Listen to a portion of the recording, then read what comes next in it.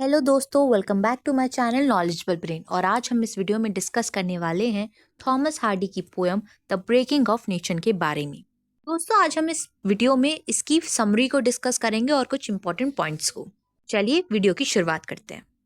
दोस्तों, the breaking of nation Thomas Hardy ने पहली बार पब्लिश की थी सैटरडे रिव्यू में ऑन 19 जनवरी 1916 में। उसके बाद उनकी सेलेक्टेड पोएम्स में अपीयर हुई थी अक्टूबर में उसी साल में। उसके बाद रीप्रिंट हुई थी 1917 में उनके कलेक्शन मूवमेंट्स ऑफ विजन में, जिसमें कुछ चेंजेस करके इसको दोबारा से रीप्रिंट किया गया था। ये पोएम एक रिस्पॉन्स थी, एक डायरेक्ट रिक्वेस्ट थी एडिटर की तरफ से। सैटरडे रिव्यू के एडिटर थे, क्योंकि उस वक्त पे फर्स्ट वर्ल्ड वॉर चल रही थी, जो कि डार्केस्ट डे थे। इस वजह से इस पोएम को पब्लिश करने के लिए बोला। हार्डी का दिमाग गया अगस्त 1876 में, जब उनकी मुलाकात हुई थी अपनी फर्स्ट वाइफ एमा लेविनिया गिलॉयड से उनके घर में नॉर्थ कॉर्नवॉल में। याद करते हैं उस वक्त को, जब वो दोनों साथ में बैठे हुए थे और टेनिसन के वर्क को रीड कर रहे थे, द बैटल ऑफ ग्रेवलॉट। उस वक्त हार्डी की नजर गई एक इमेज पर, घोड़े की इमेज पर, जो सब कुछ तोड़कर उस फील्ड में था। इस चीज को वो रिलेट करते हैं एक चैप्टर से बुक ऑफ यिर्मयाह, जो रेफर करती है my battle axe and weapons of war, I will break in pieces the nation, the horse and his rider, man and women, old and young. ये जजमेंट ऑफ गॉड थी against evil kingdom Babylon. आरबी को ये जो phrase था ना, the breaking of nation, ये उनको दिल को छू गया, पर उन्होंने इस पोएम का टाइटल लिख दिया। बुक की जो इमेजेस थी उनके दिमाग में अभी भी थी, और ये इमेजेस उनके दिमाग में 40 साल बाद तक भी थी। दोस्तों, द ब्रेकिंग ऑफ नेशन एक छोटी सी, एक सिंपल सी पोयम है, जो 3 क्वाट्रेन से बनी है, जिसकी राइमिंग स्कीम ए बी है। और इस पोयम का जो मैसेज है वो भी काफी सिंपल है, स्ट्रेट फॉरवर्ड है। इसमें बस कुछ वर्ड्स ही यूज किए गए हैं एक्सप्रेस करने के लिए। कोई भी एक्सपेरिमेंटल वर्ड्स का यूज नहीं किया गया, कॉम्प्लेक्स वर्ड का यूज नहीं किया गया है। अब जो पोएट है वो एक कंट्रास्ट में फंस गए हैं between the horror of war और एक सिंपल रूरल लाइफ तो कहीं पर चल रही है।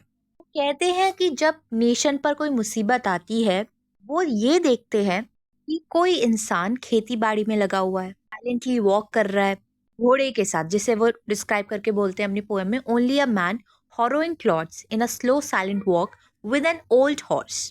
सेकेंड स्टेंजा में वो बताते हैं कि आग जो लगी है उससे फार्म्स और विलेज भी डिस्ट्रॉय हो गए हैं, और वो देखते हैं only then smoke without flame from the heaps of couch grass, कि सिर्फ वहां से धुआं उठ रहा है, ना आग की लपटों के बिना धुआं जो है सूखी घास के पास से उठ रहा है। दोस्तों, यहाँ पे पोएट एक कॉन्ट्रास्ट दिखाने की कोशिश कर रहे हैं बिटवीन डिस्ट्रक्शन एंड कंस्ट्रक्शन, मतलब कि डेथ वर्सेस लाइफ के बीच में। कहते हैं कि जो वॉर्स में वेपन यूज हो रहे हैं, ये नेशन को तो तोड़ सकते हैं, लेकिन जो वेपन पीस के लिए यूज होते हैं वो अर्थ को तोड़ते हैं, अर्थ में एक ब्रेक लाते हैं, जिसकी वजह से नए क्रॉप्स उग पाते हैं। कहते हैं कि फायर जो है लाइवलीहुड को तो डिस्ट्रॉय कर सकती है, पर जब वो वीड को जलाती है, लेकिन एक कंडीशन जो है वो लाइवलीहुड की मेंटेन हो पाती है। सेकंड स्टेंजा के लास्ट में हार्डी बोलते हैं, yet this will go onwards the same to dynasties pass, मतलब कि ये ऐसा ही चलता आ रहा है और ऐसा ही चलता जाएगा।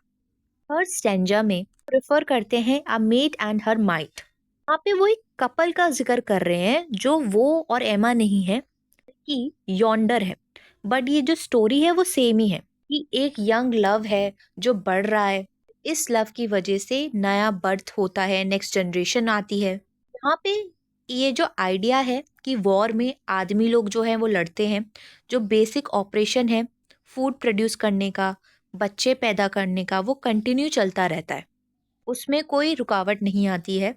ये चीज़ हार्डी के वर्क का एक रेगुलर थीम है, उनकी नॉवेल्स में भी इंक्लूड है। For example, far from the madding crowd, यहाँ पे वो एक्सप्रेस करते हैं अपने व्यू को कि जो कैसल है, महल है, जो चर्च है, हो सकता है वो टूट जाए, लेकिन जो उसका पर्पस है वो तो हमेशा कंटिन्यू रहेगा। आगे वो बोलते हैं एक line, the defence and salvation of the body but daily bread is still a study, a religion, a desire. इस लाइन का मतलब है कि जो शरीर का रक्षा है, जो मुक्ति है, रोजाना की रोटी से होती है।